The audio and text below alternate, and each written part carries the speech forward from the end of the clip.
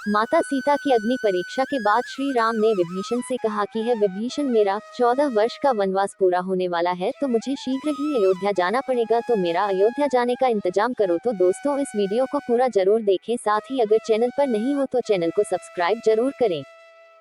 एक रात्रि विश्राम करने के पश्चात श्री रामचंद्र जी ने विभीषण को बुलाकर कहा, हे लंकेश, मेरा वनवास का समय पूरा होने को है। अब मेरा मन भरत से मिलने के लिए उद्विग्न हो रहा है। वे मुझे स्मरण करके दुखी हो रहे होंगे, इसलिए तुम ऐसा प्रबंध करो कि हम शीघ्र अयोध्या पहुंच जाएं।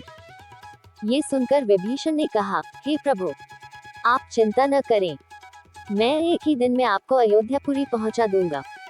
वैसे मेरी इच्छा ये थी कि आप कुछ दिन यहाँ रुककर मेरा आतिथ्य स्वीकार करते। जब श्री रामचंद्र जी ने वहां ठहरने में अपनी असमर्थता दिखाई तो विभीषण ने तत्काल पुष्पक विमान मंगाया, जो स्वर्ण से बना हुआ और नाना प्रकार के रत्नों से सुसज्जित था। रामचंद्र जी सब वानरों का उनके द्वारा की गई सहायता के लिए आभार प्रकट करके सीता और लक्ष्मण के साथ विमान पर सवार हुए। सुग्रीव सहित सब वानरों और विभीषण ने भी उनके साथ अयोध्या चलने का आग्रह किया, तो उन्होंने कृपा करके सबको उसी विमान पर अपने साथ ले लिया।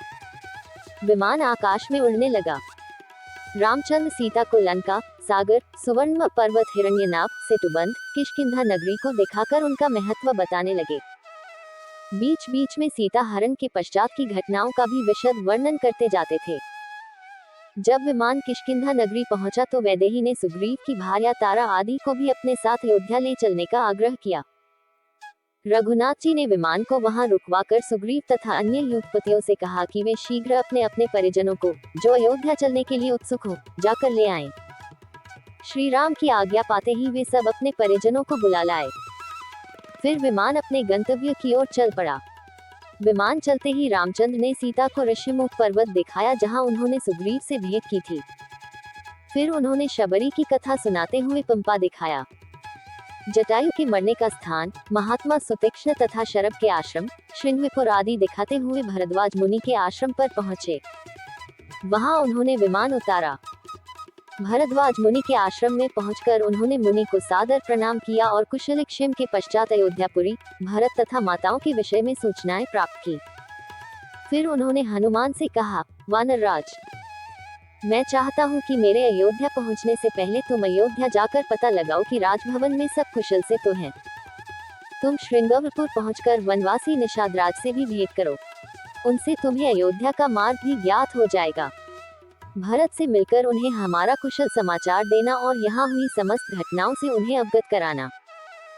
उन्हें ये भी बता देना कि हम लोग सफल मनोरथ होकर राक्षस राज विभीषण, वानर राज सुग्रीव तथा अन्य मित्रों के साथ प्रयागराज तक आ पहुँचे हैं। साथ ही भरत की मुख मुद्रा का भी सूक्ष्म अध्ययन करना। यदि उन्हें हमारा आगमन अरुचिकर प्रतीत हो तो मुझे सूचित करना। ऐसी दशा में हम अयोध्या से दूर रहकर तपस्वी जीवन व्यतीत करेंगे। तुम शीघ्र जाकर उन्हें सब बातों की सूचना दो।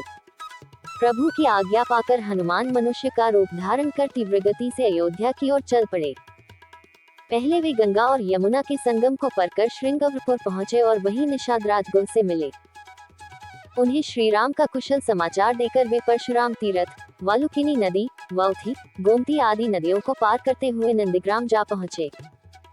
अयोध्या से 1 कोस की दूरी पर उन्होंने चीर वस्त्र और काला मृगचर्म धारण किए हुए दुर्बल भरत को देखा। वे तपस्यारत ब्रह्मर्षि के सदृश दिखाई दे रहे थे।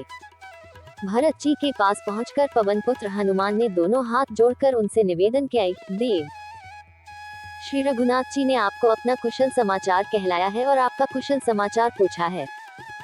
आप इस अत्यंत दारुण शोक का परित्याग करें, आप शीघ्र ही श्री राम से मिलेंगे। ये शुभ समाचार सुनकर भरत का हृदय हर्ष से भर उठा। उन्होंने बड़े उत्साह से पवनपुत्र को प्रेमपूर्वक अपने हृदय से लगा लिया और बोले, भैया, तुमने जो मुझे ये प्रिय संवाद सुनाया है, इसके बदले में मैं तुम्हें क्या दूं? मुझे कोई ऐसी वस्तु दिखाई नहीं देती जो तुम्हारी इस शुभ सूचना का उचित उपहार हो सके। फिर भी मैं तुम्हें इसके लिए 100 उत्तम गांव, 1 लाख गौएं और उत्तम आचार वाली स्वर्ण, रत्न तथा आभूषणों से सुसज्जित 16 कुलीन कुमारी कन्याएं पत्नी रूप में समर्पित करता हूँ। फिर बोले, सौम्य, मुझे ये बताओ कि श्री रघुनाथ जी का और वानरों का मेल मिलाप कैसे हुआ? भरत के इस प्रश्न के उत्तर में हनुमान ने श्री राम के वनवास से लेकर दंडकारण्य में प्रवेश करके विराट को मारने, शरभंग मुनि के स्वर्ग से धारने, खरदूषण तथा त्रिशरा को मारने, सीताहरण, गिद्धराज जटायु की मृत्यु, सीता की खोज करते हुए सुग्रीव से भेंट होने का विवरण सुनाकर उन्होंने सीता की खोज करने, सागर पर पुल बांधने तथा सपरिवार रावण को मारकर वैदेही को मुक्त कराने तक का वृतांत सुना डाला। ये भी बता दिया कि अब रामचंद्र जी पुष्पक विमान से अयोध्या आ रहे हैं। तो दोस्तों, कैसा लगा आज आप लोगों को हमारा वीडियो? आशा करते हैं सभी को पसंद आया होगा। पसंद आया तो हमारे चैनल को सब्सक्राइब जरूर करें।